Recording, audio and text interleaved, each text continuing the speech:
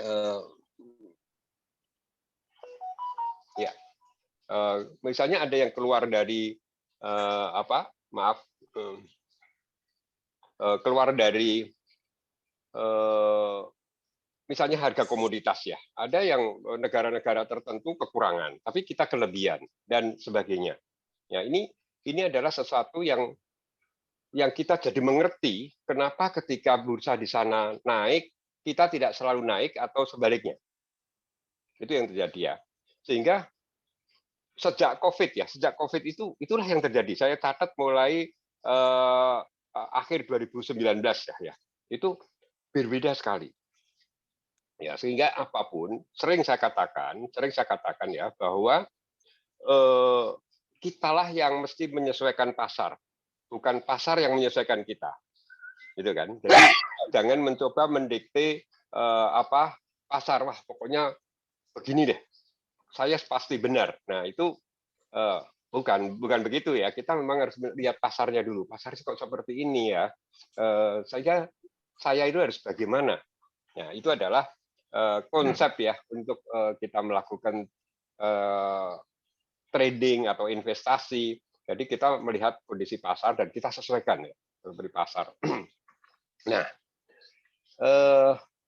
kita boleh ya nanti kita diskusi. Saya ingin mengomentari juga mengenai kemungkinan BBM besok naik. Ya, kemungkinan. Ya, ini kan sudah viral kan bahwa minggu ini akan ada pengumuman kenaikan. Bahkan orang menebak-nebak nanti malam mau diumumkan. Nah, sehingga apa gitu ya? Yang kalau misalnya BBM naik, maka bagaimana kemungkinannya besok? Apa saja saham-saham yang kira-kira akan bagus dengan kenaikan BBM ini, atau sebaliknya, mana yang kurang bagus ketika BBM naik? Kan begitu ya. Logika kita harus cerdas ya di dalam memprediksi kemungkinan-kemungkinan yang akan terjadi. Kan kita ini pengusaha ya, kecil besar kita itu pengusaha sekarang ini. Begitu kita masuk ke pasar modal sebagai investor, kita itu udah jadi pengusaha. Ya, pengusaha apa aja deh yang mau dimauin ya. Kita bisa menjadi pemilik Telkom, BRI, BRMS dan sebagainya kan. Nilainya seberapapun kita menjadi pemilik. Sehingga kita harus berpikir sebagai pengusaha juga. Ya, kita ini kan jual beli perusahaan nih. Sehingga apa ya perusahaan yang bagus ketika nanti minyak naik.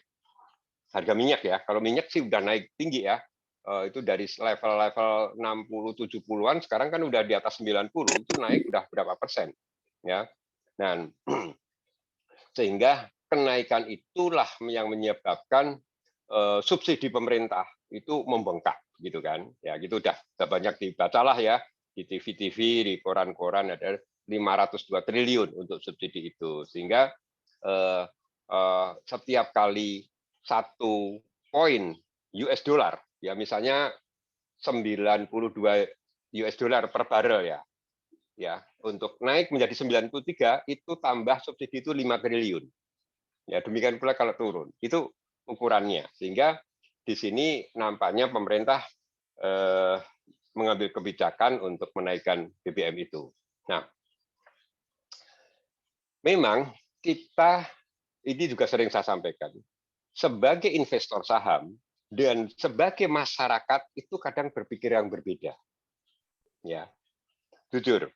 Kalau misalnya Bapak Ibu mempunyai saham Elsa, saham Pegas, saham PTBA, Adaro misalnya, itu kan lebih suka kan kalau harga minyak naik, harga batu bara naik gitu kan seneng karena dengan demikian maka akan memungkinkan cenderung harga sahamnya naik itu sebagai investor tidak salah gitu tetapi sebagai masyarakat sekarang kalau misalnya harga saham naik harga minyak naik itu kemungkinan akan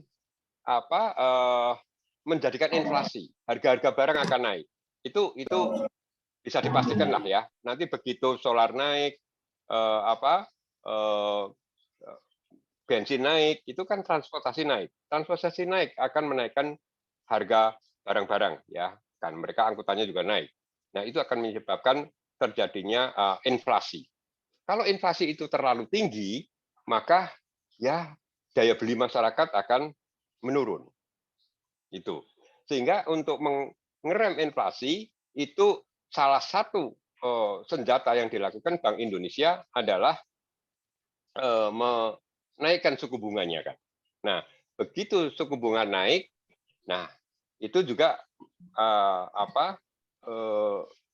pasarnya ya. Ini kan satu hal yang berlawanan antara suku bunga dengan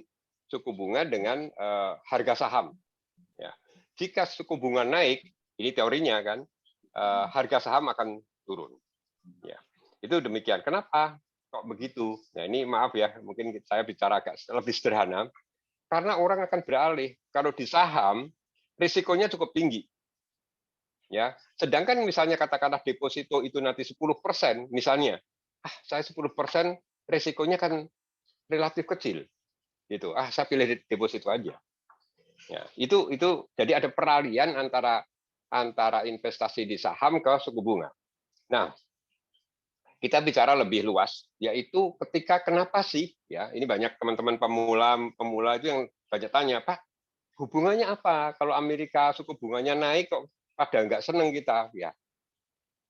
Kalau suku bunganya di Amerika naik terlalu tinggi, maka akan terjadi capital outflow, ya, dari pemodal-pemodal internasional yang menempatkan uangnya di Indonesia, dia akan beralih ke Amerika, mencari suku bunga yang lebih tinggi. Loh, bukannya kita lebih tinggi, Pak, dibanding Amerika?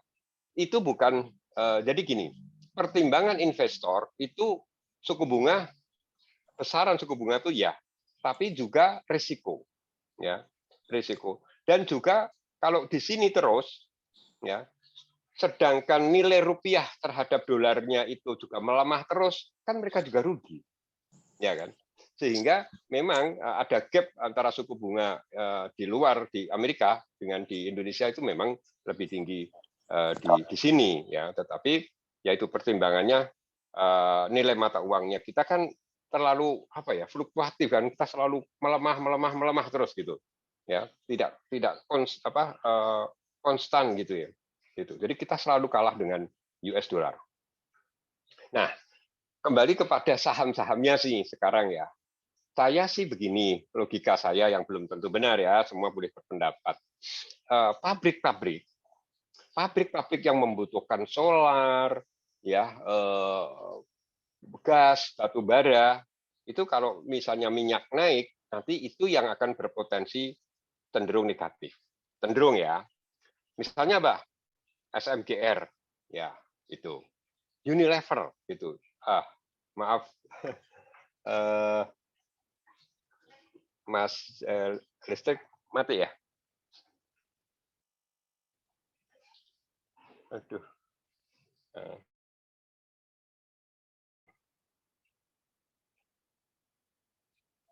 Ya. Maaf, barusan listrik mati. Masih terdengar ya? Masih terdengar, Pak Ari. Maaf. Masih terdengar. Ya, tadi listrik. Iya, baik. Listrik tadi mati. Ya. Tadi saya lanjut. Saham-saham yang berpotensi turun itu adalah misalnya ya tadi pabrik-pabrik yang banyak menggunakan solar, ya, bahan bakar yang bahan bakar, dan juga beberapa komoditas consumer ya yang tidak terlalu penting. Kalau daya beli masyarakat itu mulai melemah, maka dia pilih-pilih belanja. Ya, pilih-pilih belanja. Apa yang perlu saya beli? Yang paling pokok dulu. Gitu. Kalau semuanya harga naik kan, mereka kan pilih-pilih mana gitu. Nah, kita harus melihat nih saham-saham apa yang tidak terlalu perlu. Misalnya rokok, ya.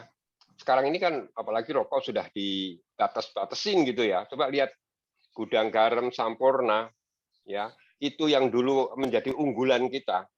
Sekarang dalam 3 tahun terakhir ini pendapatannya turun terus, labanya turun terus, harga sahamnya juga turun terus.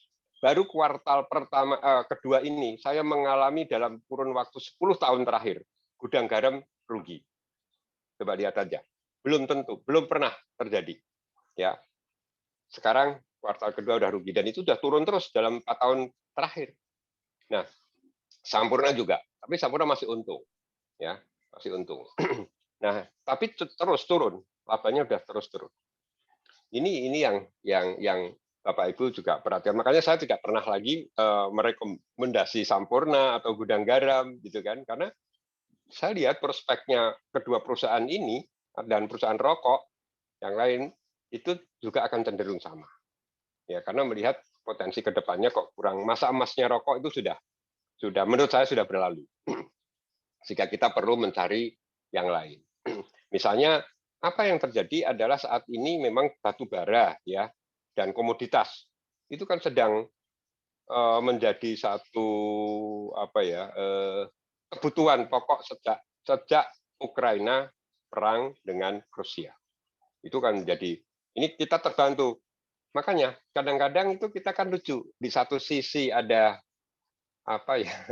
kesusahan gitu di satu, tapi di sisi lain ada yang senang kan gitu, dan itu terus begitu. Nanti kalau harga minyak turun juga demikian, ada yang senang, ada yang tidak senang. Yang punya saham minyak nggak senang gitu, saham minyak turun, minyaknya naik gitu. Padahal masyarakat kalau naik itu repot gitu. Nah, tapi ini apa adanya ya. Saya katakan bahwa inilah satu seni gitu menurut saya apa yang ada di pasar modal, dan kita itu berperilaku ya kalau kita memang mencari keuntungan di dalam konteks kita sebagai investor ya memang kita boleh berpindah-pindah, kita mau pilih apa saja yang sesuai dengan kondisi pasar. Ya, itu yang benar ya menurut saya. Sekarang pasar yang sedang in ya ada misalnya tambang ya tambang, batu bara misalnya. Ya udah, kita main di situ. Ya, itu yang terjadi kan. Nah, satu lagi itu saya menyikapi tentang saham Bumi dan grupnya, ya khususnya Bumi dulu. Saya boleh cerita sebagai pemain lama yang punya jam terbang hampir 30 tahun di pasar modal. Ya. Saham Bumi ini kan begitu istilahnya ya fenomenal itu ya. Begitu dulu kan disebut sebagai saham sejuta umat. Ya. Bisa naik sampai tinggi dan puncaknya itu di 2008. Saya ingat saham Bumi itu per lembar Rp8.000. Cek ya, 2008. Nah, habis itu terus mengalami turun sampai Rp50 pun tidak laku. Ya, sampai Rp50. Dan itu bertahun-tahun. Harga 50 itu. Coba. Kalau kita itu misalnya membeli di harga 5.000 saja, sudah tinggal 1%, ya kan? Saham kita. Nilainya. Coba, itu banyak sekali yang seperti itu. Ya. Termasuk saya pernah nyantol di saham Bumi itu, tapi ya mungkin berkisar di harga 3.000-an, saya pikir sudah murah, dari 8.000 turun ke 3.000, beli. Turun. Nah, kenapa? Pertanyaannya kan ini terus terang buat teman-teman yang mungkin belum tahu ya, kalau belum tahu kenapa. Kalau yang sudah tahu nggak apa-apa. Bumi ini itu adalah perusahaan raksasa di bidang batubara. Paling besar di Indonesia. Ya. Nah, setelah itu Adaro. Pada saat itu Bumi itu ekspansi gitu, ya. Ekspansi besar-besaran dengan hutang. Hutangnya ya kita tahu sendiri lah, triliunan, ya triliunan, sehingga jauh lebih besar dari modalnya. Udah.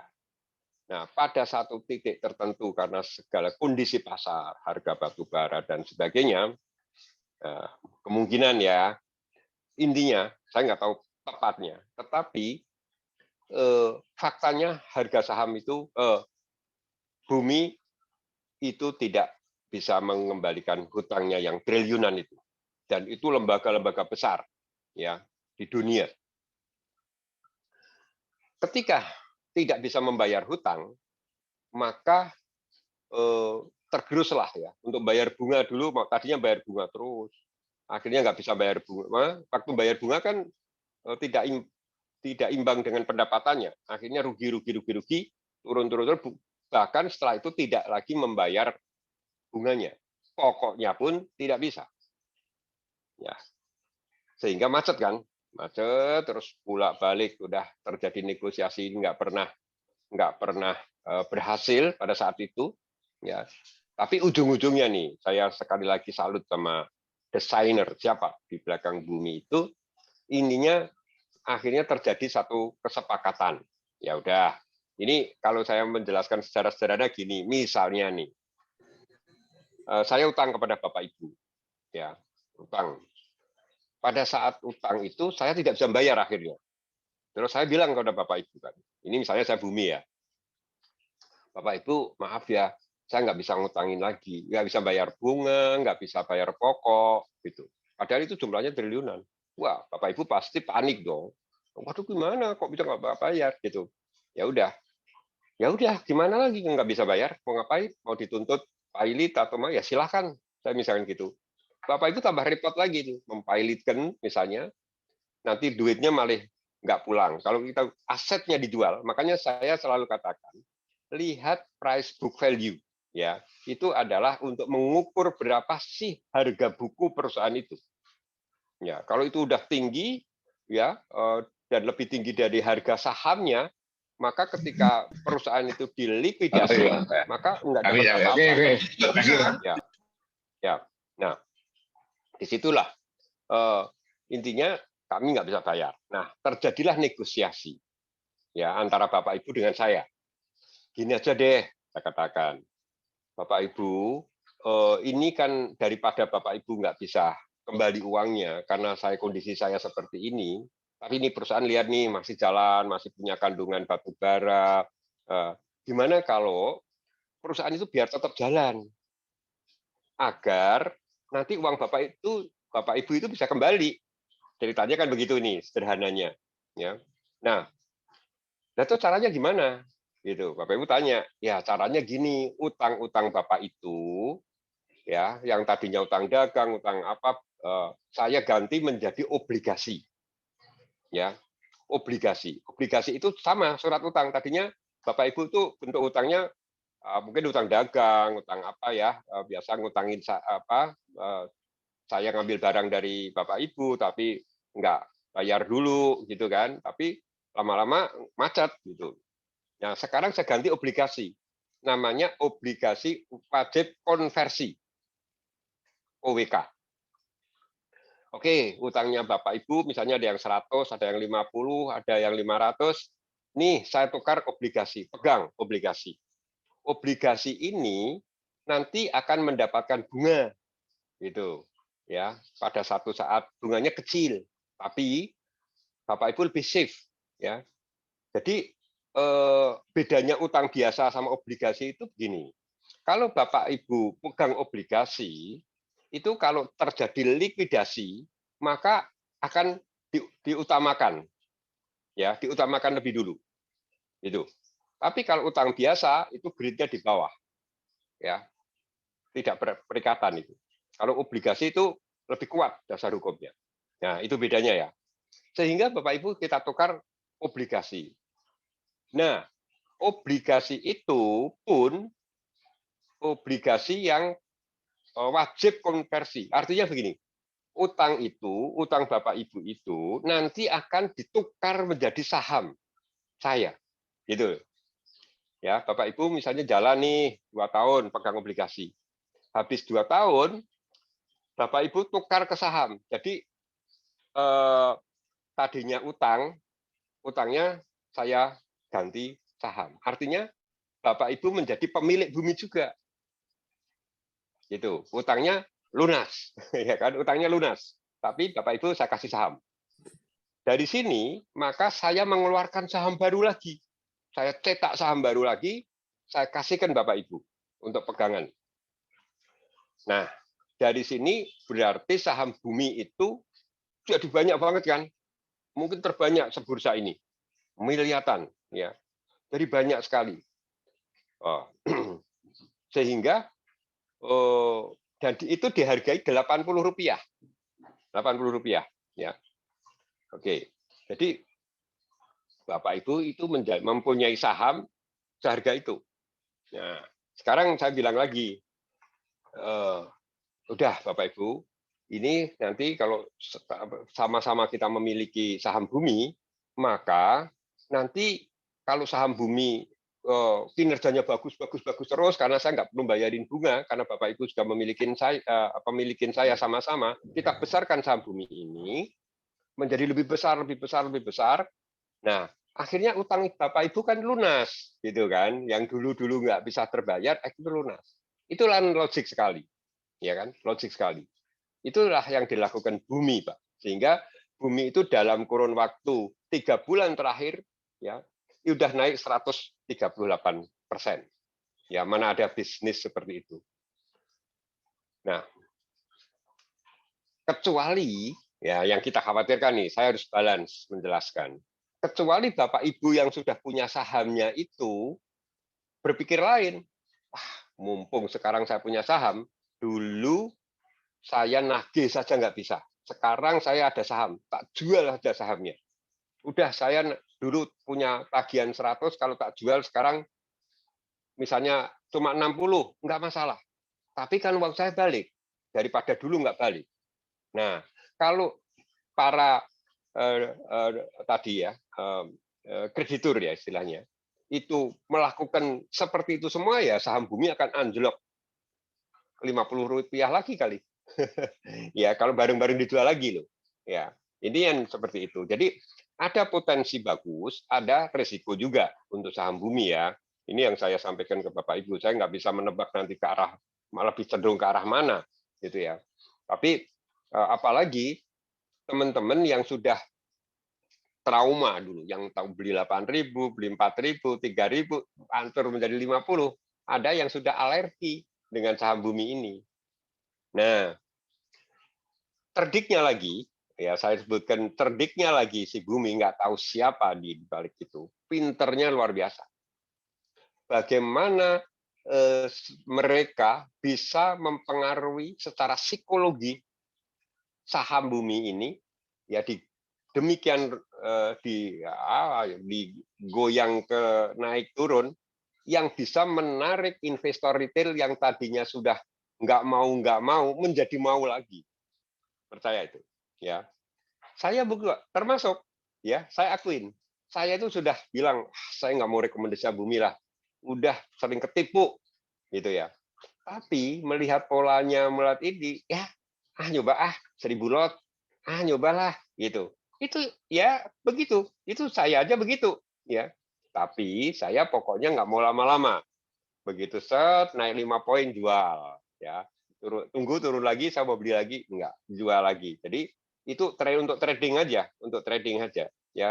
Saya mulai dari harga 107 terus gitu kan, bolak-balik gitu. Nah, tadi juga 159 ketika turun saya beli, ya, terus naik Rp6 lah, ya tadi, ya 164, 165 kita jualan lagi. Nah, itulah fenomena untuk saham bumi ini, sehingga bumi ini pasti ada desainernya. Coba aja lihat ya, kanan kiri itu kadang-kadang ribuan, kadang-kadang hilang lagi ribuan itu.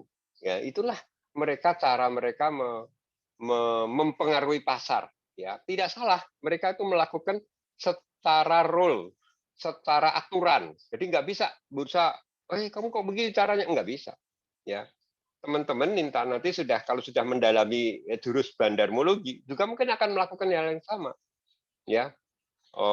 Pokoknya apalagi ya, ini desainernya apapun namanya, bandarnya, mereka itu punya saham yang banyak sekali dan juga punya uang yang banyak sekali, sehingga ketika TikTok gitu ya, misalnya ya, itu coba sekarang kalau diganjel kanan 5.000 lot, ya, kalau 5.000 lot itu kan ratusan ribu tuh, ya. Kalau ada sampai 1 juta gitu, kan mau beli juga nggak berani. Coba siapa Bapak Ibu ketika ada bidnya besar begitu mau berani beli?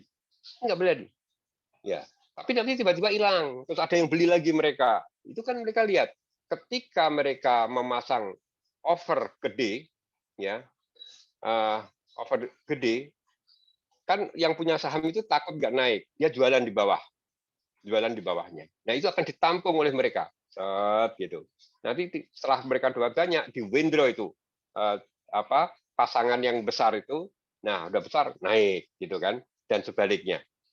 Itu. Jadi kalau dari sisi kacamata bandarmologi, justru ini hati-hati. Kalau ada bid besar, itu belum tentu mau naik. Bahkan mungkin mau turun. Ya, kalau ada jual yang besar, belum tentu tidak naik. Itu justru. Itulah yang dilakukan oleh bandar-bandar itu untuk mempengaruhi kita. Ya, itulah sekilas mengenai perjalanan bumi. Memang menarik sekali ya buat para trader yang punya jantung yang kuat, nafas yang panjang, dan suka tantangan, berselancar, silakan kalau mau main-main di itu. Dan saham bumi ini tidak tergantung harga saham gabungan. Mau IHSG naik, mau turun, kalau mereka lakukan itu tergantung bandarnya lah, tergantung bandarnya aja, mau dinaikin atau mau diturunin. Itu. Dan bagus banget cara mainnya, ya, tidak akan terjadi UMA. Lihat aja, dia akan menghindari UMA. UMA itu ini kan pantauan dari bursa ya. Tidak, mereka tahu bagaimana mereka diam turunin lagi, turun ya sampai mungkin Bapak Ibu takut dan jual, mereka naikin lagi. Ya kan kemarin sudah mau ARB kan, ya enggak? Kemarin sore, dinaikin lagi, turunin lagi. Itulah cara. Itu piawai sekali terus terang ya, piawai lagi. Itu udah kelas tinggi lah, kelas tinggi untuk cara karena dia punya barang yang banyak, ya jutaan, miliaran. Kalau kita nantang guyur sudah nggak ada apa-apanya, guyur. Kita coba deh beli, misalnya beli 100.000 lot, dia udah punya miliaran. Kalau diguyur terus, Anda punya 100.000 lot, diguyur sampai 10 poin, keder mesti.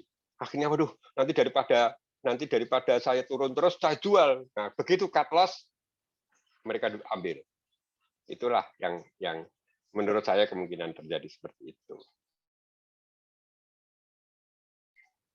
Itu Bapak Ibu sekalian, awal dari bintang-bintang kita. Silahkan ya Bapak Ibu bintang diskusi dengan kami. Mungkin ada juga rekan saya Juli kalau tidak tadi juga akan bergabung kalau memungkinkan ya Juli.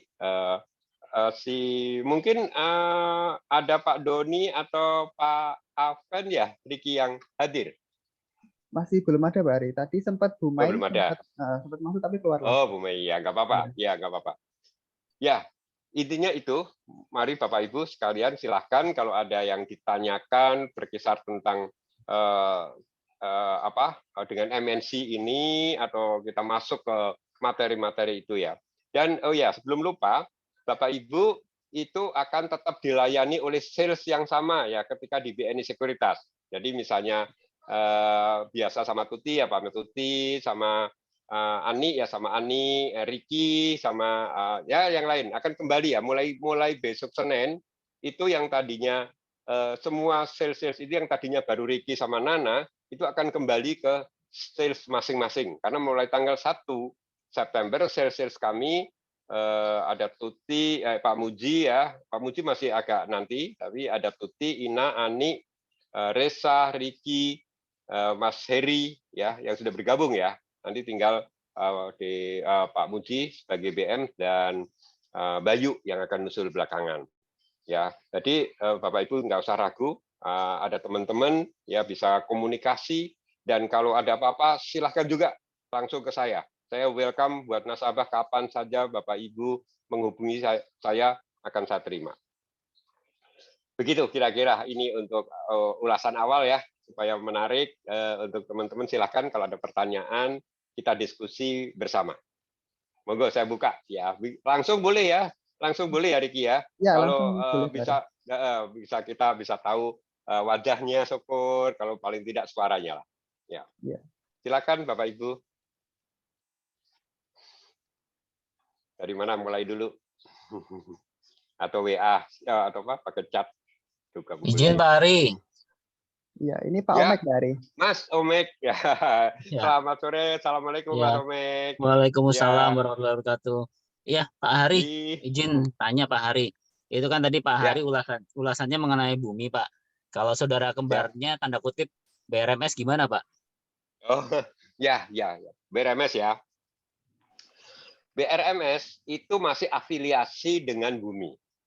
Nah, masih ada nilai plusnya untuk BRMS ya.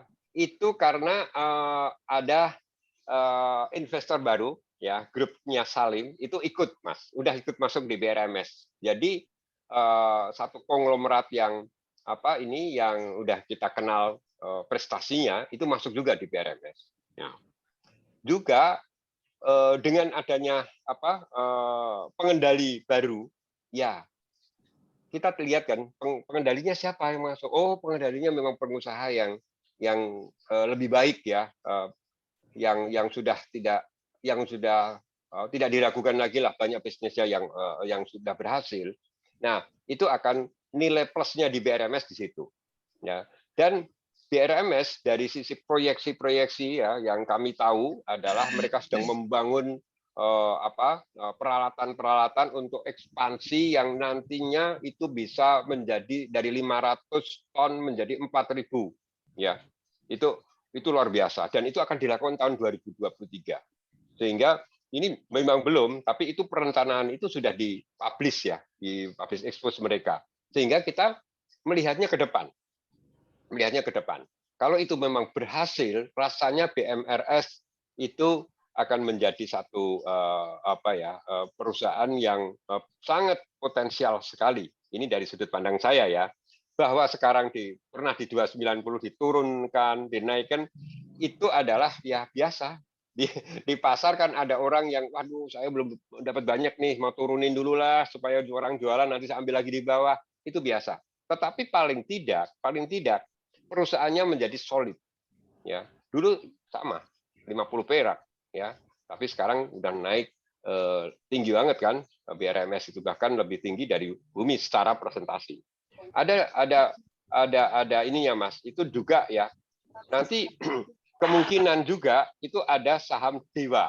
Ya, itu juga afiliasinya. Kan ada 7 ya, dulu terkenal B7 gitu, Bakri 7 perusahaan maksudnya, ya. Nah, itu ya. Itu jadi ini tinggal keyakinan ya untuk BRMS itu dari sudut pribadi saya, sudut pandang saya memang itu akan lebih berpotensi. Kalau saya sama-sama memilih misalnya untuk long, saya pilih BMRS daripada bumi. Itu Mas Omek jawaban saya. Ya Pak Hari matur nuwun. Sehat-sehat ya Pak. Alhamdulillah masih dinas nih atau udah di rumah? Lagi di jalan sakit? Pak. Lagi sambil nyetir makanya ini enggak ini. Ya. Hati-hati Mas. Matur nuwun Pak. Ya, silakan yang lain. Pak Hari, tanya Pak Hari. Ya, Pak Yos. Waduh, ini Pak Yos. Yes. Pak Yos, tolong Pak Yos kalau ada pendapat atau masukan yang Pak Yos tahu sebagai dulu pernah berkarir di grup Bakri. Kalau saya salah atau Bapak justru ada pandangan-pandangan yang bisa melengkapi penjelasan kami, saya mohon ya Pak Yos ya. Ya, silakan Pak Yos. Mungkin tambahannya di grup Bakri itu sekarang kan udah mulai muncul generasi ketiga di top eksekutifnya gitu ya. Nah, ini juga berita bagus ya. Nah, dan ilmunya mungkin juga baru, pendekatannya juga baru. Tidak seperti generasi bapaknya gitu kan. Akan berbeda. Mudah-mudahan ke depan Bakri bisa lebih baik kalau walaupun utangnya mungkin juga masih banyak ya kayak di bumi ataupun di BNPR gitu kan. Tapi karena udah di generasi yang lebih muda, mungkin lebih dinamis mereka gitu. Terus selanjutnya saya punya usul Pak Hari, mungkin kita perlu juga forum khusus untuk membahas layarnya MNCS. Oke. Nah, itu kan baru ya, beda dengan Smart, Beyond. Ya. Kemudian juga apa trik-trik dari Mas ya. lain. Nah, masih banyak yang kita belum tahu. Saya pun juga memakainya masih ragu-ragu gitu kan. Gimana ya. Nah, barangkali perlu forum di mana kita lihat layarnya masing-masing. Yang sekarang yang standar sell, buy, withdraw macam itu oke. Tapi kan banyak screen yang lain yang kita sebenarnya lebih ini. Nah, mungkin saya butuh itu, saya usulkan untuk diadakan forum yang khusus barangkali ya. Nah, Oke, itu aja Pak Ari. Thank you. Ya, Pak Yas, ya benar-benar sekali tadi saya lupa menyampaikan bahwa sebagai tampilan baru gitu kan, ibarat kita tadinya pakai HP ya, merek Samsung, beda merek juga beda cara operasionalnya kan, walaupun substansinya sama. Nah, di Beyond motion trade ya, kalau di motion trade itu yang di MNC namanya, kalau di BNI Beyond ini memang banyak fitur-fitur Pak. Fitur-fitur itu masukan-masukan dari berbagai investor. Itu lebih bagusnya itu untuk analisa-analisa bandarmologi, teknikal gitu ya. Itu begitu. Dan itu live gitu ya. Jadi kalau ada bergerak ya, bergerak itu ada warna hijau dan biru, merah ya, salikan buy and sell-nya itu terus bisa bertambah berkurang itu terus ya. Kita lihat dan konon ya, saya belum aplikasikan secara penuh. Order pun bisa bicara. Jadi beli misalnya misalnya beli ya. Itu tidak ngetik, Pak. Bisa beli bumi harga segini. Nah, itu bisa sampai bisa gitu. Ini kita besok akan minta teman-teman di MNC Pusat dari IT mendemokan itu. Ya. Dan juga tentang otomatik buat teman-teman yang mau tinggal gitu ya. Itu bisa masukin lebih banyak. Saya tinggal dulu.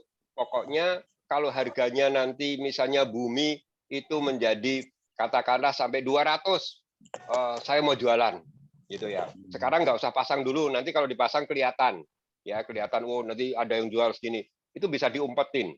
Tapi pokoknya saya mau jual kalau harga 200. Kalau enggak, jangan dimunculin. Itu bisa.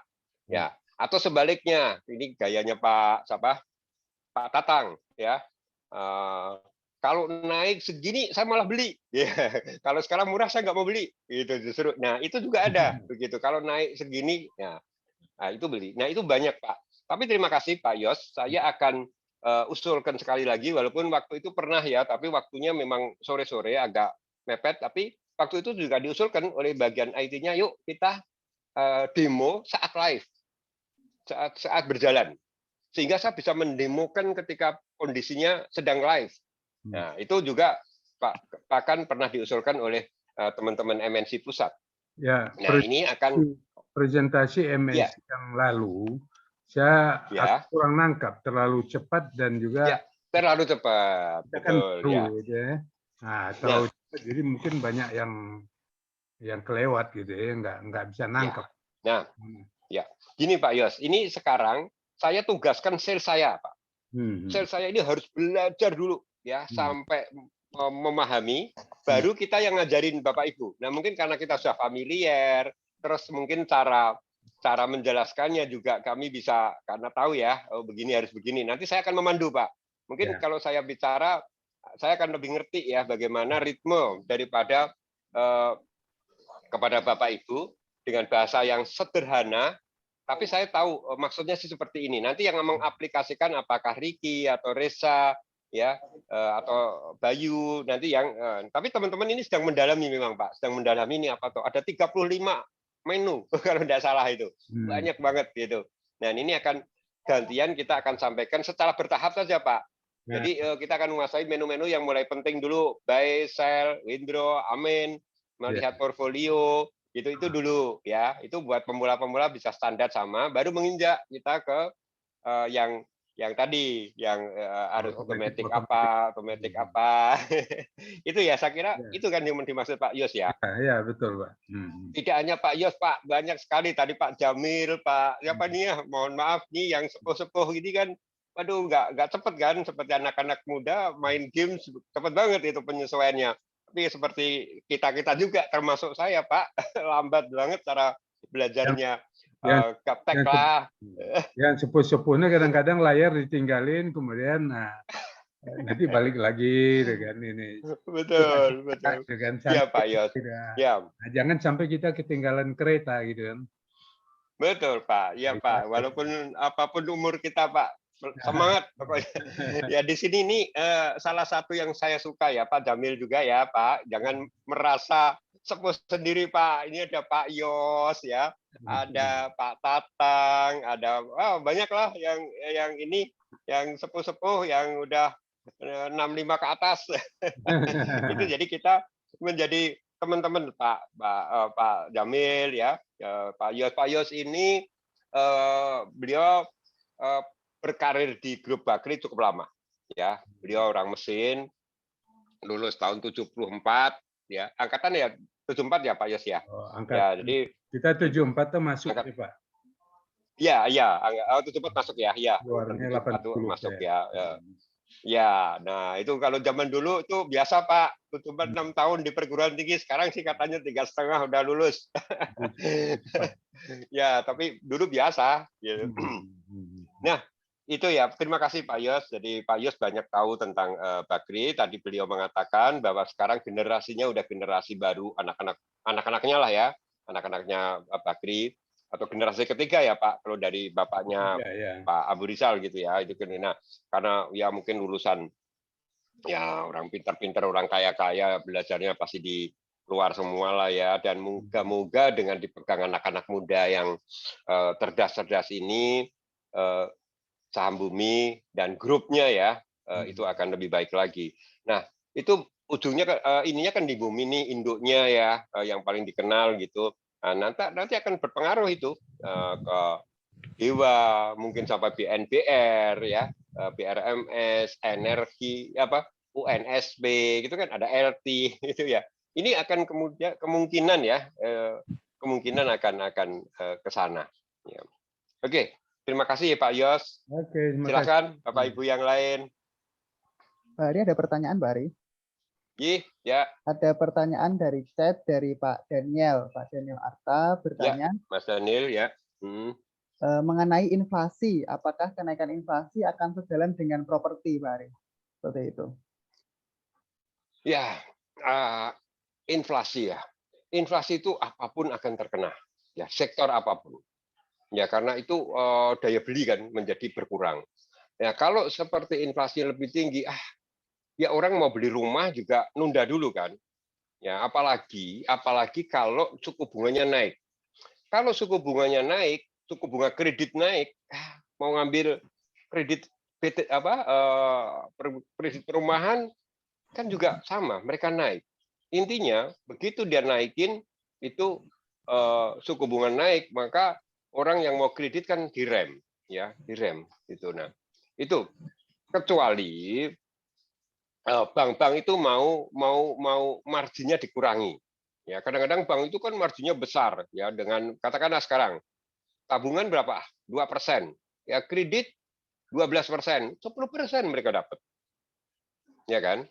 Ada yang berikan begitu. Jadi kalau itu marginnya mungkin agak pendek dan sebagainya, itu mungkin akan bagus ya, karena perbankan tentu mereka akan diminta ya, akan punya peran penting di dalam memajukan perekonomian.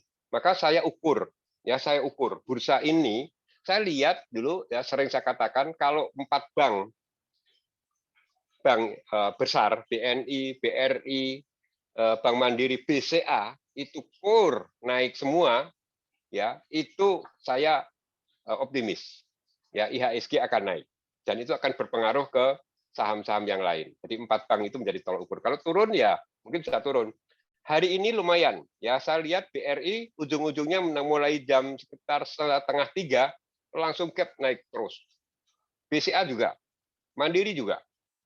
Nah, kemungkinan besar ya itu, waduh, untuk besok, untuk mengantisipasi besok.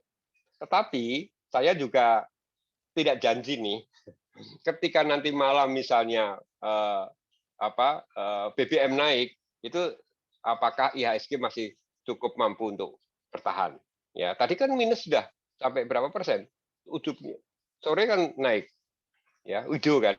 Tadi sudah minus 1% loh, naik. Ya, itu naik karena apa? Ya karena 4 bank ini, ya bobotnya tinggi dia ketika naik begitu. Nah,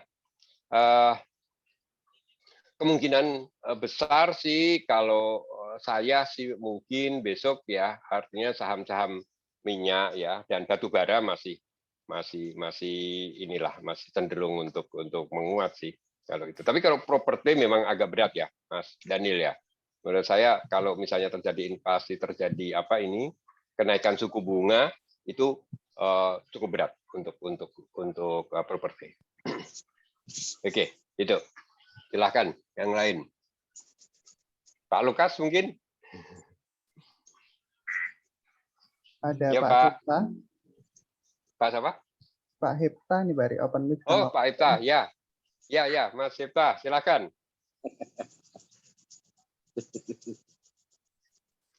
Monggo, apa saja boleh bertanya ya, kita diskusi.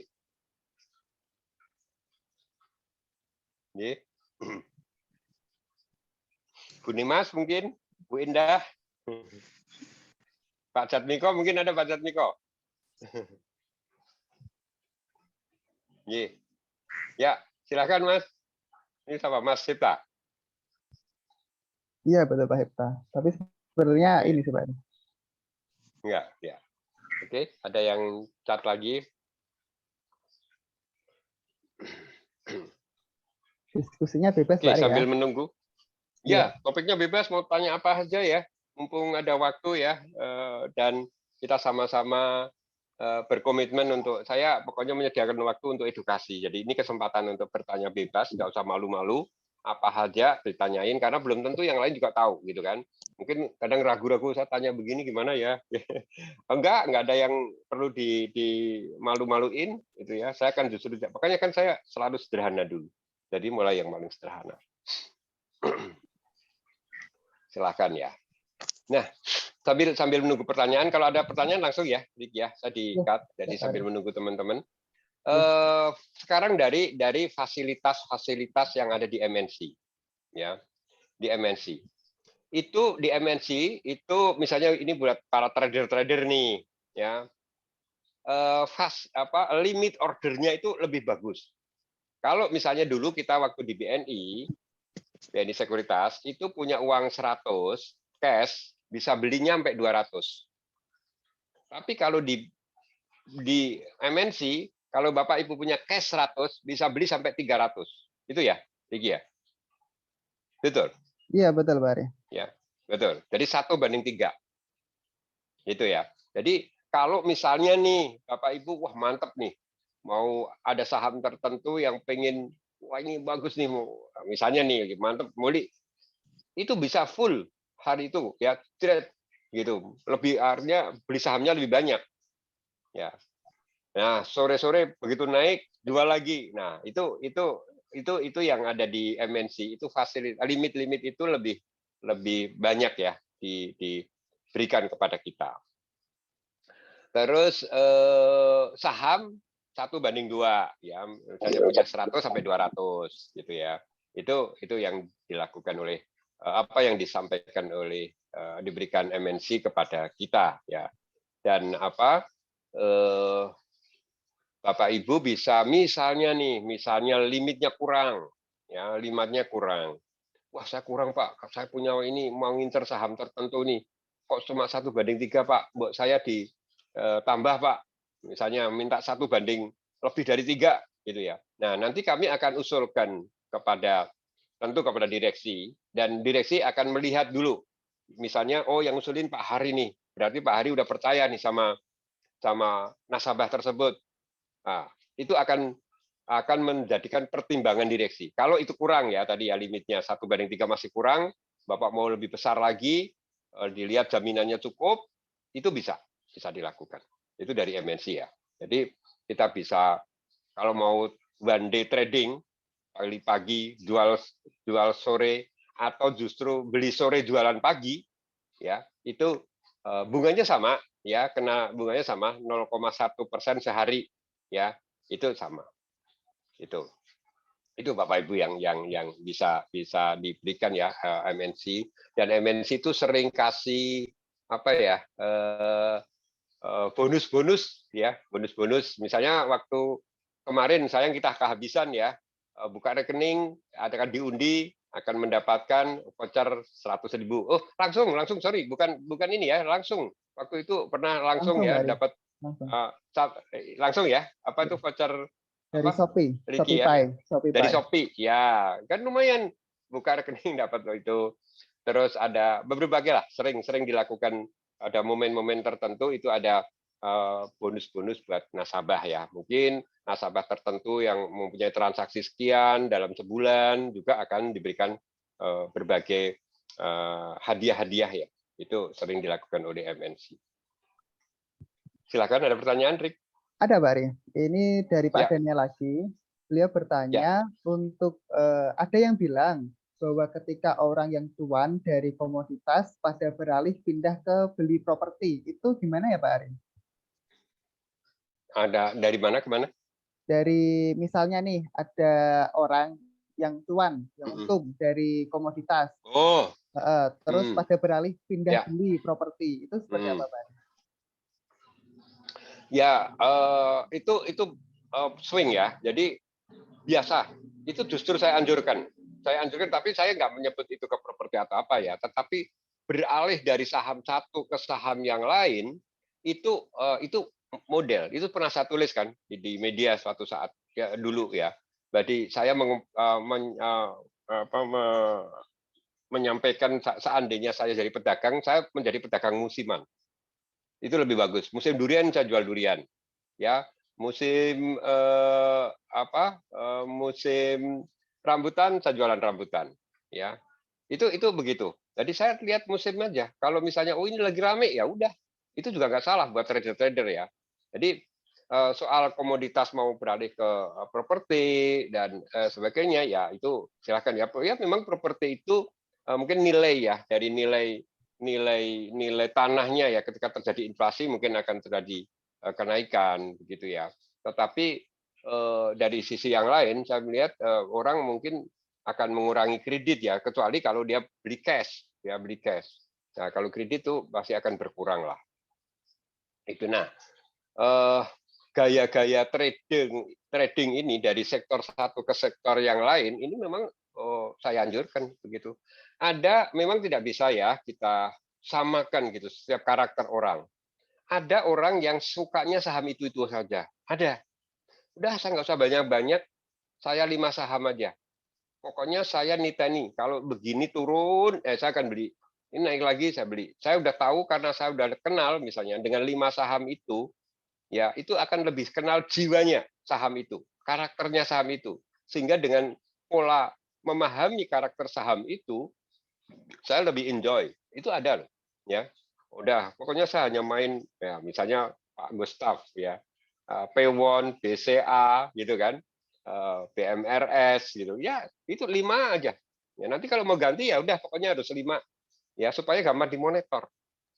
Itu. Tapi ada juga yang senangnya banyak.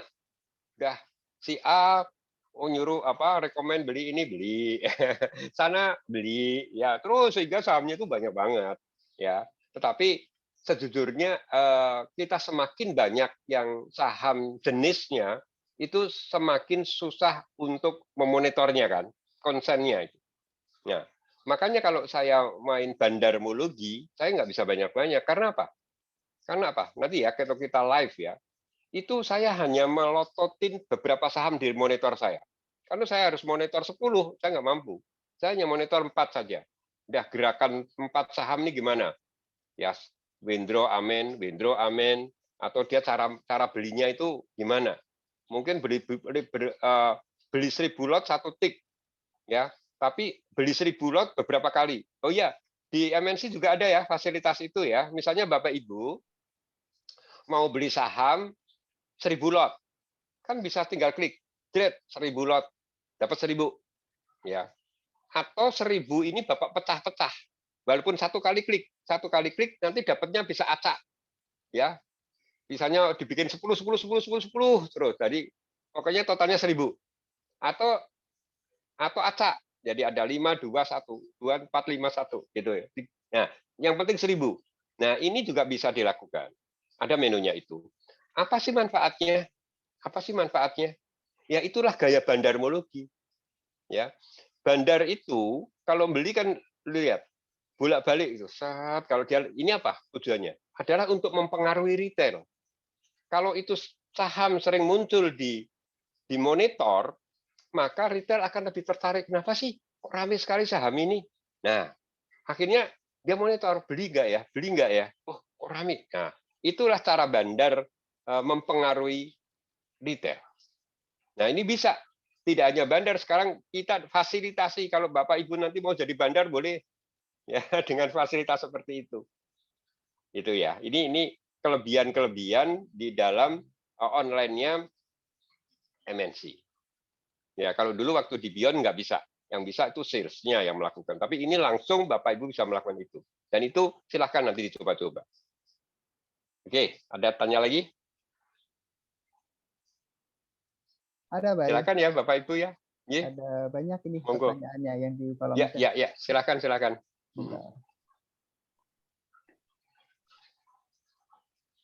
Ya, ini dari pertanyaan dari Bu Luciani, Pak Ari. Bu Lucy ya, Mbak Lucy ya. Ini terkait dengan gaya trading. Kalau kita bermain scalping, apakah fundamental perusahaan masih menjadi pertimbangan? Ya, gini ya. Apapun, ya memang ada banyak teman-teman yang fundamental nggak terlalu perlu. Saya lebih ke teknikal misalnya.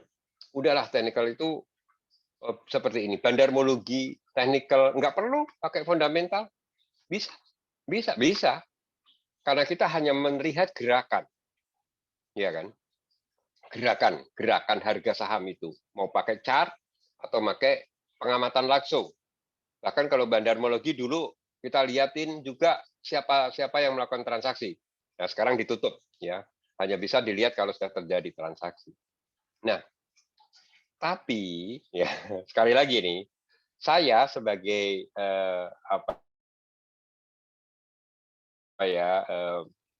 mentor, sebagai pengamat gitu, dan apalagi punya tanggung jawab moral terhadap nasabah kami, saya sih tetap menganjurkan, pilihlah satu perusahaan yang punya fundamental dan prospek yang baik. Dulu, bahwa nanti mainnya pakai technical atau pakai bandarmologi, tapi pilih perusahaan yang berfundamental dan punya prospek yang baik. Sudah. Kenapa? Kalau punya fundamental atau prospek yang baik, kalau harga saham turun misalnya, itu menurut saya hanya masalah waktu. Nanti dia akan kembali lagi. Tetapi kalau tidak didukung oleh fundamental yang baik atau prospek yang baik, itu rawan risiko. Makanya saya bukan harus ditiru ya, tetapi saya untuk saham-saham IPO begitu yang belum punya track record, saya sementara enggak dulu gitu, karena saya belum tahu kinerjanya yang benar.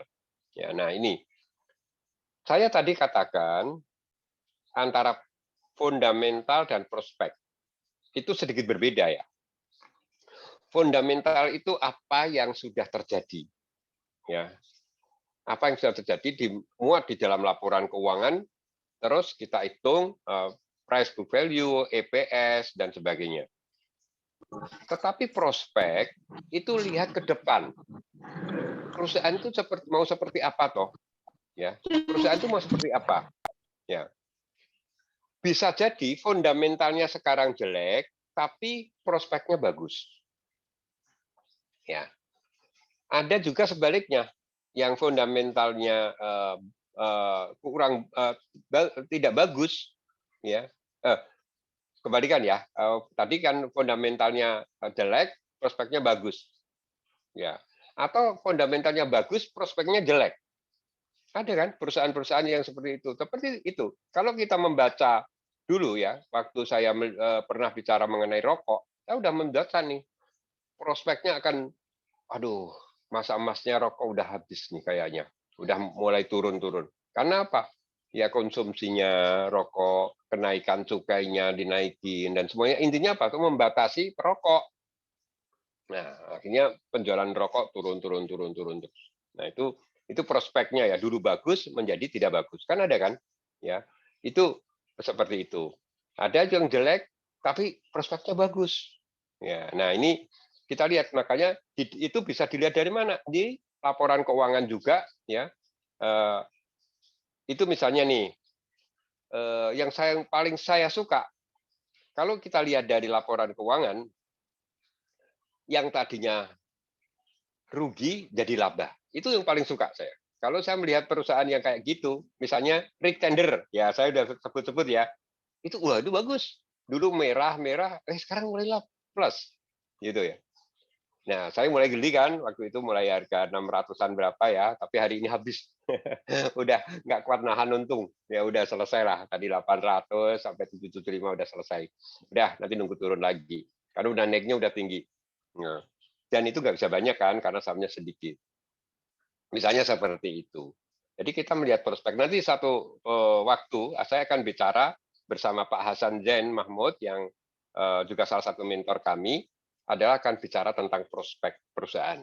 Jadi bagaimana kita melihat prospek ke depan perusahaan itu penting, jauh lebih penting dari fundamental menurut saya.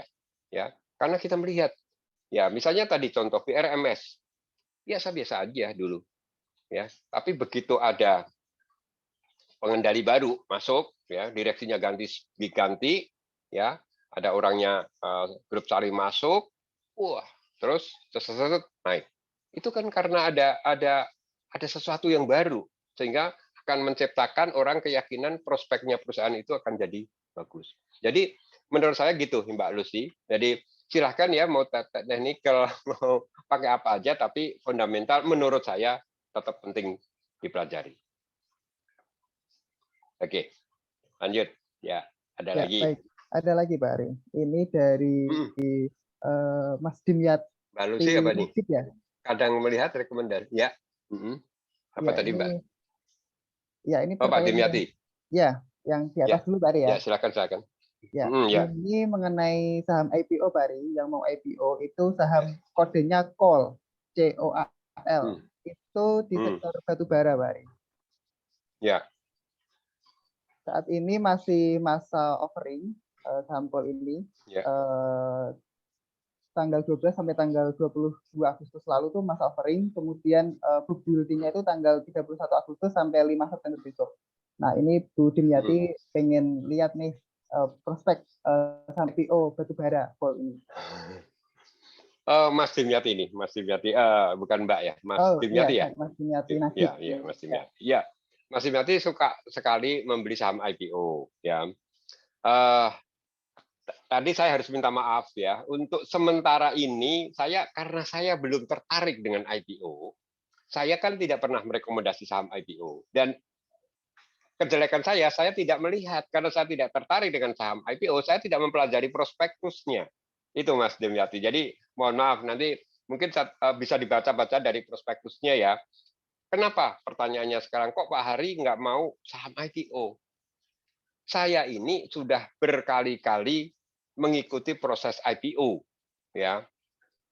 Dan teman-teman saya banyak sekali menjadi penjamin emisi, ya. Mereka itu ya begitulah, ya. Ada yang set naik, turunin lagi set, gitu ya. Nah, itu saya akan selektif sekali ketika melihat saham IPO. Bukan saya nggak boleh ya, benar-benar selektif, ya. Saya tidak mau teman-teman nasabah ini jadi korban IPO. Coba sakit sekali itu kalau sampai set naik 2 hari auto reject atas, auto reject lagi, habis itu turun sampai 50 perak, tidak naik lagi. Bahkan beberapa saham IPO yang belum genap 3 tahun udah hilang dari peredaran. Banyak juga. Itu yang menjadi ada risiko resikonya besar sekali. Bukan berarti tidak ini ya, boleh, tapi harus lihat benar-benar ini ya. Tadi misalnya kalau itu batu bara misalnya, benar. Apa kuncinya? Lihat ya, bisnisnya apa jelas nggak? Jangan yang nggak jelas. Terus kan di situ ada laporan keuangan. Lihat 3 tahun terakhir di laporan keuangan prospektus itu tumbuh nggak? Dan terakhir adalah, bukan terakhir, pengendalinya siapa? Ya, apa ini punya grup tertentu yang kita kenal atau enggak? Ya. Nah, itu juga merupakan pertimbangan. Terus jumlah sahamnya. Kalau jumlah sahamnya sedikit, itu waduh mudah diombang-ambingkan. Dan suatu saat kita jualan susah. Beli juga susah. Itu kunci-kunci kiat-kiat membeli saham IPO. Jadi mohon maaf untuk ini saya belum bisa melihat karena saya faktanya juga belum melihat prospektus itu. Jadi nanti daripada saya ngomong ngawur gitu ya. Kalau dari sisi usahanya sih apa bisnisnya batu bara sih oke banget. Batu bara sedang jadi ini kan sekarang jadi bintang kan ya. Jadi itu oke banget. Ya, lihatlah beberapa saham batu bara itu kan melejit tinggi termasuk PTBA ya. PTBA juga itu kinerjanya bagus banget, itu saham yang telat harga itu. Nah, ya kayak gitu itu salah harga itu bagus untuk dibeli ya. Itu. Nah, terakhir tadi Kras ya. Kras coba. Kras itu laporan keuangannya baik banget.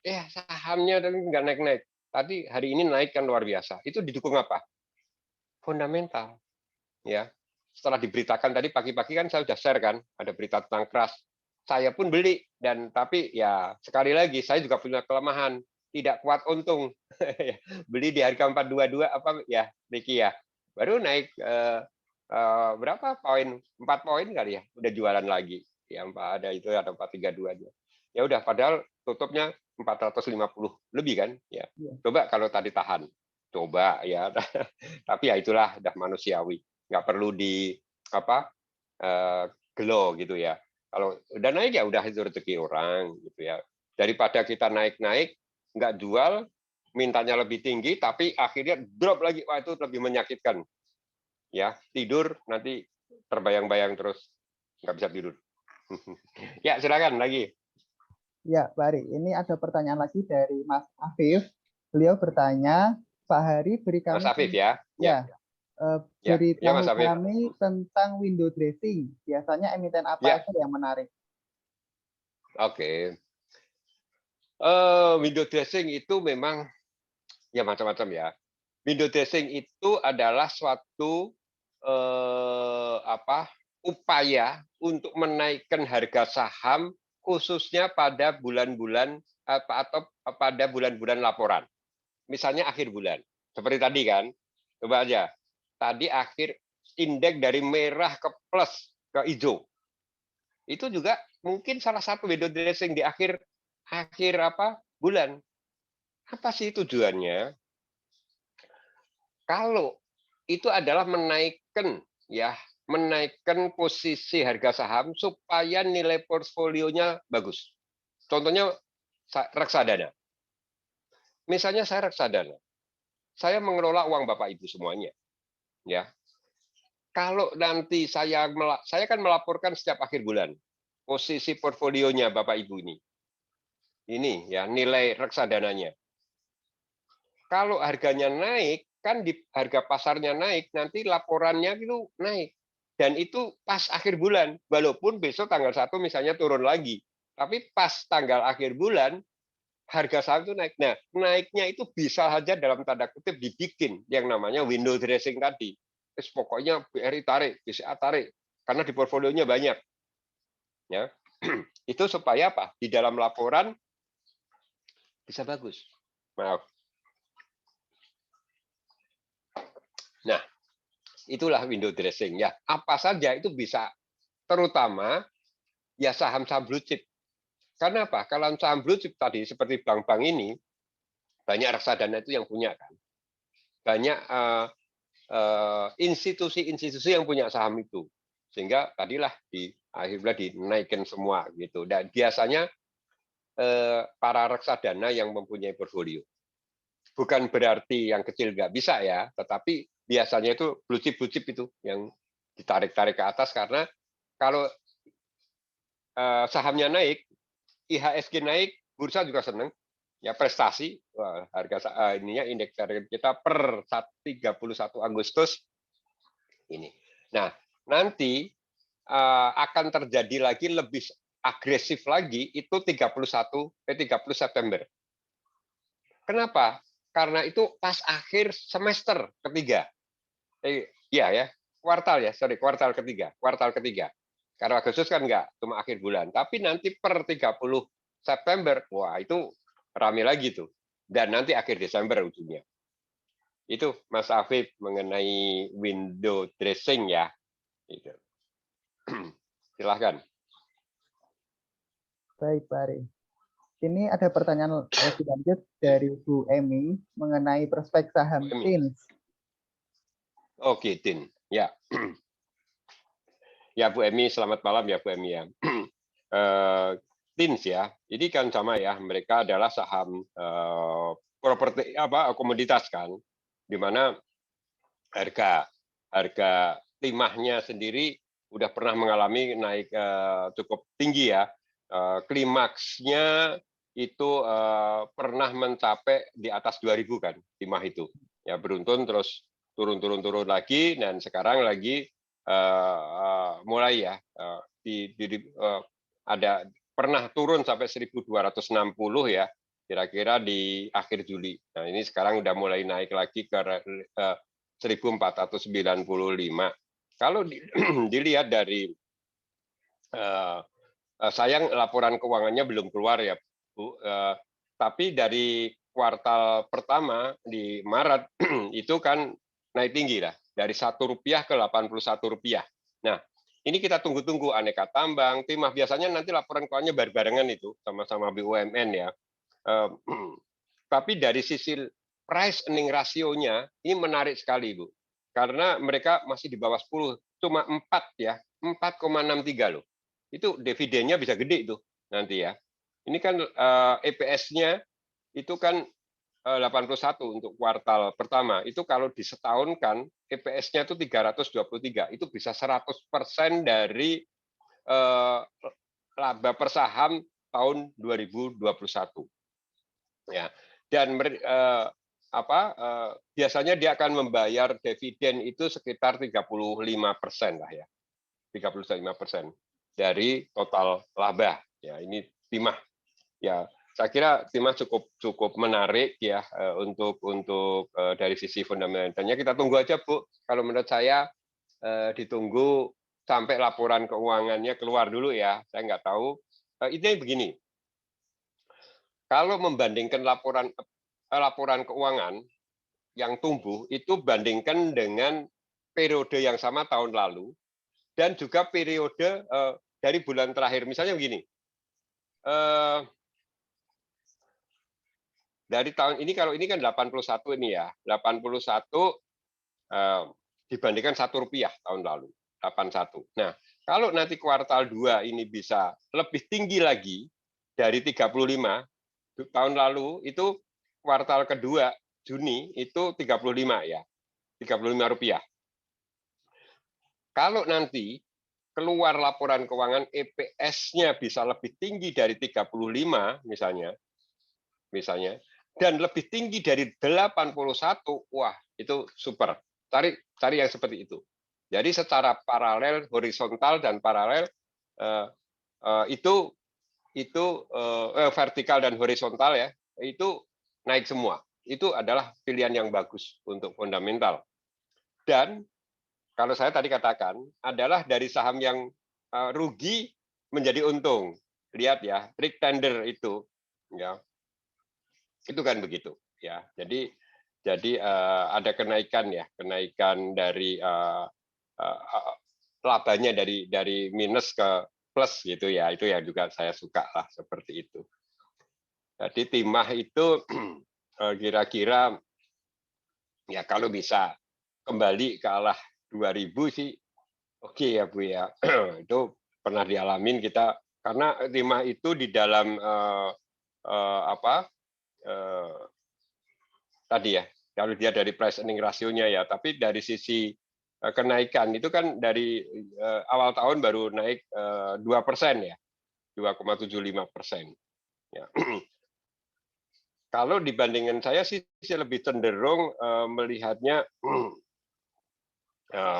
Antam ya Bu ya. Antam itu lebih ini juga sih. Tapi ya itu apa ya, saham komoditas itu sangat memang rentan sekali terhadap pergerakan harga komoditasnya ya. Kalau yang Adaro ya itu justru naiknya kan luar biasa ya. Adaro itu secara itu dari awal tahun udah naik 57%. Apalagi ya yang selain itu tadi Adaro, PTBA juga 56% year to date-nya ya, kenaikannya. Kalau kita lihat dari nah ini nih bagus nih PTBA ya. Lihat kalau Bapak Ibu lihat RTI, PTBA ini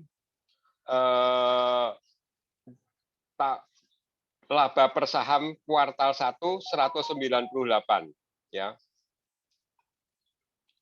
Sebelumnya Rp43, naik dari Rp43 ke 198.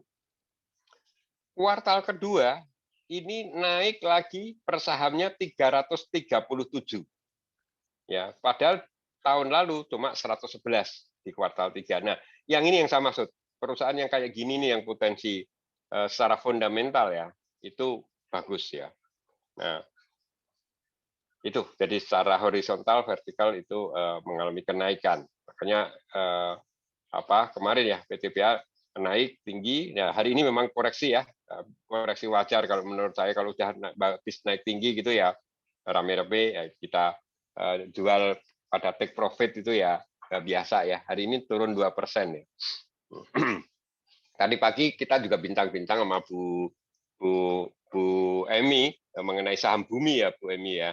Saya katakan saham bumi Bu kalau turun pas turun dulu gitu, nanti beli. Kalau pas merah tadi kan sempat turun Bu, nanti sampai 152. Nah saya beli 159. Jadi saya lebih senang kalau sudah turun terus mantul. Ya mantul naik gitu ya. Nah, baru beli. Saya kalau turun 152 nggak beli malah. Ya saya nggak beli dulu. Saya takut kalau turun lagi gitu. Tadi kan udah menjelang udah lumayan tuh turunnya. Tapi begitu turun melalui 159 saya baru beli. Ya, tapi sekali lagi jualnya pun saya juga tidak bisa 168 ya.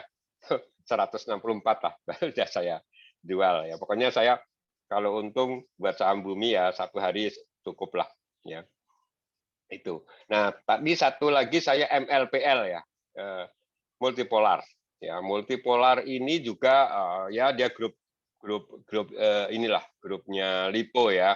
Ini juga gampang-gampang susah. Kalau diserang rame-rame dia nggak mau. Ya, mesti didiemin dulu. Nah, ada yang karakter saham yang kayak gitu. Jadi kalau misalnya saya rekomendasi nih MLPL, ternyata pada beli semua dan belinya gede-gede. Itu biasanya diem dia. Itu ya. Dia tahu ini wah ini retail lagi ini diamin dulu. Nah nanti biasanya tapi saya katakan tadi kalaupun turun MLPR sudah nggak terlalu tajam lagi. Ya. Tapi kalau potensi naik itu saya sih optimis akan lebih baik ya, lebih cenderung naiknya lebih tinggi. Ya. Ini juga saham yang gampang-gampang susah ya buat yang tidak kurang nyaman ya jangan gitu ya. Oke. Ya, itu Ricky, mungkin ada lagi? Ya, ada lagi sih Pak Ari.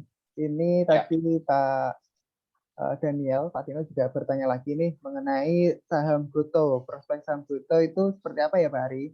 Soalnya kan Goto secara itu memengaruhi capital market kita sekarang. Apa? Sama Goto? Saham Goto. Ya. Oh ya. Ya, gini. Goto itu kan kapitalisasinya gede banget. Terbesar sekarang kan barangkali ya. Terbesar. Jadi mereka itu akan dan dengan saham yang luar biasa begitu, itu akan akan mempengaruhi, memang akan mempengaruhi pasar dan mempengaruhi indeks juga, ya, karena kapitalisasinya besar. Ya, tetapi mungkin ingat ya teman-teman, sejak Gotoh itu mau IPO, saya kan ada pelatihan dan saya tidak rekomendasikan itu, ya. Satu, saya kurang suka dengan IPO walaupun itu terkenal, ya. Tapi itu kan coba lihat aja, saya kan orang fundamentalis. Orang yang suka melihat saham itu dari sisi fundamental dulu, ya. Nah, ini saham kan rugi dari awal dan dia cerita akan rugi terus sampai sekian tahun. Ngapain mesti dibeli? Gitu loh. Ngapain mesti dibeli? Jadi kalau dari kacamata saya ya, ngapain saya beli saham rugi? Ya, itu harga ini udah harganya nominal Rp1, dijualnya Rp338. Aduh, kalau saya ya yang punya jam terbang tinggi nggak punya nyali untuk ikut beli di situ. Itu ya, sehingga itu aja sih, bahwa itu nanti mau naik turun saya nggak terus terang nggak tertarik gitu. Ya, termasuk saham Buka juga ya. Jadi ini kan teknologi ya. Teknologi memang oke, katanya sekarang semua zaman teknologi, tetapi saya tetap mempertimbangkan resiko gitu ya. Resikonya kalau satu, ini saham kan sudah mahal banget, jualnya Rp1 dijual 338 ya. Kenapa mesti mau gitu loh ya. Itu yang saya buat saya pribadi itu enggak. Sehingga teman-teman yang kalau tanya saya, ya saya harus jawab apa adanya menurut versi saya. Tetapi kalau mau mantep ya monggo, karena risikonya ada di masing-masing gitu ya. Tetapi sebagai teman, sebagai nasabah kan saya ini harus mengatakan apa yang ada di hati saya. Itu ya, saham Gotoh. Ya, silahkan lagi. Ricky, ada? Ya, baik. Masih ada, Bari. Masih banyak pertanyaannya. Okay. Ya. Ini dari Pak Sabta nih, Pak Ari. Yang belum tanya dulu ya, dulu ya. Ya, ini dari Pak Sabta. Beliau itu bertanya, ada nggak sih Pak Ari rekomendasi saham gocap? Rekomendasi saham gocap, apakah ada, Pak Ari? Oh, yang 50-an gitu maksudnya? Ya, yang murah ya itu, Pak Ari. Oh, ya. Ya, Pak. Tentu saham-saham itu bukan berarti tadi katakan kan, bisa jadi satu perusahaan ini punya prospek. Kalau yang tadinya tidak punya prospek, ya merugi terus gitu, terus jadi ini. Ini beberapa, bukankah Bumi juga begitu, Pak? 50-51 rupiah sekarang jadi 100 lebih kan? Ya itu kan ada. Nah, sekarang cari maksudnya Pak Sabta kan, kita apalagi ya Pak, yang 50 yang bisa kayak Bumi gitu lah misalnya ya Pak ya. Ini saya belum melihat yang satu-satunya Pak, tetapi Pak, saya melihat saham yang masih murah dan punya prospek itu ada antara lain itu CPRO Pak, CPRO ya. CPRO itu juga dia sedang melakukan restrukturisasi utang kayak Bumi gitu Pak. CPRO ya, CPRO. Ya, ini harganya sekarang Rp66 ya. Pada bulan Juli yang lalu harganya 56. Sekarang udah mulai naik dan dalam tahun ini itu pernah mencapai di atas 100. Ya, 107 lah ya, 107. Jadi ini sedang lagi turun lagi dan saya kira itu jadi salah satu ya yang belum tentu benar saya katakan, kalau mau cari saham yang sekitar itu ya CPRO ya, itu juga menarik untuk dibeli itu Pak. Jadi saham lama itu Pak, mereka saya senang saham lama yang masih bertahan gitu ya. Dia itu listing tahun 2006 ya. Listing tahun 2006. Kalau RIX Standard itu listing tahun 90 ya. Tahun 90. Di saham kuno dia waktu itu nominalnya 100, dijualnya 2.500 ya. Rugi terus. Nah, sekarang lagi untung, dan untungnya itu dia punya anak-anak perusahaan yang laba tinggi sehingga membagikan dividen kepada RIX ya. Sehingga RIX menjadi ada punya likuiditas ya yang cukup gitu. Itu tapi ya nggak bisa banyak-banyak, sahamnya paling beli 1000 lot juga udah susah gitu ya. Ada saham kan yang begitu itu. Terus saham yang di bawah 100 lagi ya Pak. Apalagi ya mungkin Bapak bisa sebut, nanti kita bisa lihat Pak kalau ada saham 50 yang bukan saham IPO ya Pak, yang bukan saham baru, yang sudah berjalan mungkin 5 tahun 5 tahun yang lalu, misalnya Dewa ya.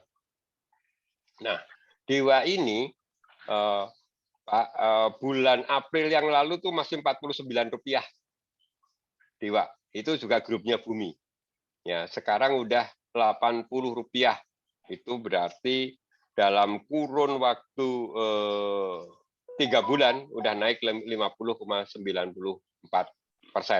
ya, itu Dewa.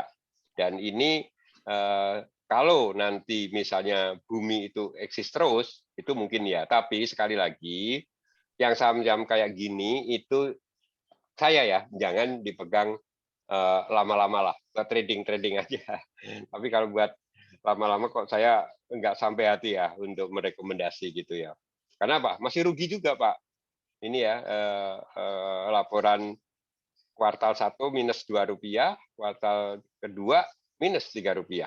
Jadi belum menghasilkan laba nih. Yang kayak gini nih, apakah hanya imbas dari Bumi saja ya? Karena gaungnya Bumi itu menyetrum ke anak-anak perusahaannya begitu. Oke, itu sih Pak. Tapi menarik Pak, mungkin kalau Bapak ada ini bisa diskusi Pak, misalnya ada pandangan beberapa saham yang Rp50-an, kita boleh diskusikan Pak Sabta.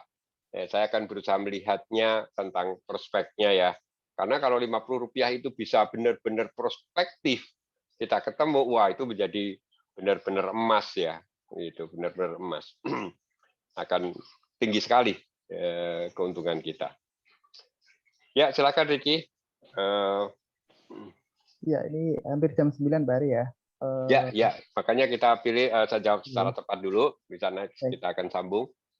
Ini mungkin sih Bari. Yang belum ya, yang belum bertanya dulu. Ya, tadi untuk yang ciri-ciri saham IPO kan singkat sudah disampaikan oleh Pak Hari tadi ya, Pak Doni. Mungkin saya lewati dulu. Untuk pertanyaan dari Bu Wiwi, ini Pak Hari, apakah ada rekomendasi seperti dulu, yaitu daftar 20 saham yang ada target kenaikannya? Ya. Bu, terima kasih Bu Wiwi ya.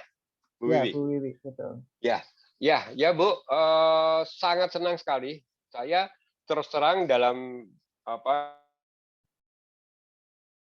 ini 1,5 bulan ini, itu justru konsentrasi saya dan teman-teman ini kan ngurusin pindahan itu ya, mulai buka rekening, mulai pindahan saham. Itu bukan sesuatu yang mudah ternyata ya. Itu butuh waktu siang malam saya sampai teman-teman ini untuk melakukan itu, dan ini sudah alhamdulillah sudah mulai tertata, dan moga-moga nanti September ini bisa lebih bagus. Nah, saya janji kalau ini Bu, walaupun belum tentu benar ya, saya akan bikin 20 saham pilihan. Ya, dulu kan pernah saya ini kan saya luncurkan gitu. Nah, saya akan bikin lagi di bulan September ini ya. Kalau paling lambat, saya sebetulnya begini, saya lebih senang sebetulnya nanti menunggu laporan keuangan 30 September sekalian gitu ya. Jadi nanti akan saya bikin sampai akhir Desember, 3 bulan ke depan, 20 saham ini potensinya seperti apa, targetnya seperti apa. Itu ya, itu kalau ini sudah keluar laporan keuangan. Karena biasa Bu, seorang fundamentalis itu mesti lihat kinerja dulu kan, lihat kinerja, dan saya bisa kalau mau ya, saya nggak melihat itu, hanya melihat bandarmologi itu bisa, tetapi buat saya sih kurang mantep gitu ya, karena semuanya kan ada risiko gitu loh. Kalau misalnya turun, nah, kalau ada dukungan fundamental saya lebih mantap. Kalau ada harga turun dan sebagainya, itu saya bisa ngitung turunnya seberapa. Semakin turun, kalau memang menjadi price earning ratio-nya lebih murah, ya kenapa enggak? Pasti akan dibeli orang. Itu aja sih. Itu. Tapi saya janji untuk teman-teman nasabah akan saya bikin ya 20 biasanya 20 saham pilihan. Ya, tidak semuanya benar sih, tapi pengalaman yang ada paling tidak lebih 60% yang benar. Ya. Terima kasih. Mungkin ada lagi kalau belum ini, yang belum tanya karena jam 9.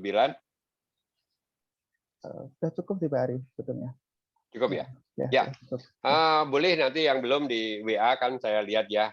Itu Bapak Ibu, selamat malam. Terima kasih sekali kesempatan ini dan saya akan lakukan ini kalau ini memang menarik dan bermanfaat. Saya akan rutin ya, paling tidak seminggu sekali lah. Paling tidak seminggu sekali. Biasanya sih malam Sabtu gitu ya, mau weekend gitu, besoknya libur gitu ya. Itu akan kita lakukan dan tidak hanya saya, nanti saya ajak mentor-mentor saya. Itu ada Juli, ada Pak Hasan Zain Mahmud, ada Dwi Cahyo, ya nanti akan terlibat di dalam diskusi ini. Itu yang saya sampaikan pada malam hari ini. Terima kasih dan semoga di rumah yang baru, hokinya lebih baru ya di MNC itu bisa lebih cuan kita lebih besar dan buat tadi Pak Yos usulannya kita akan segera ya Rik ya di dalam waktu dekat setelah teman-teman ini mempelajari semua menu-menu yang penting dulu saja, yang penting-penting ya termasuk tadi nanti kita sampaikan langsung kepada Bapak Ibu ke nasabah-nasabah kita supaya lebih update ya di dalam mengetahui memang menu-menu yang ada di Ocean Trade ya di MNC ini. Gitu ya. Terima kasih Bapak Ibu. Sugeng Dalu, selamat malam. Saya akhiri, selamat beristirahat. Sampai ketemu besok. Assalamualaikum warahmatullahi wabarakatuh. Selamat malam Pak Ari. Terima kasih kopi malamnya Pak. Maturun, Bu Emi, Pak Aryadi. Bu Nimas ini Pak. Oh Bu Nimas, Bu. Sugeng Dalu. Kapan-kapan saya berani. Malam Pak, malam ya Pak. Sehat-sehat. Beda loh, beda loh Pak. Cari beda loh Pak. Iya, Bu Ida. apal nih Mas. Apa loh?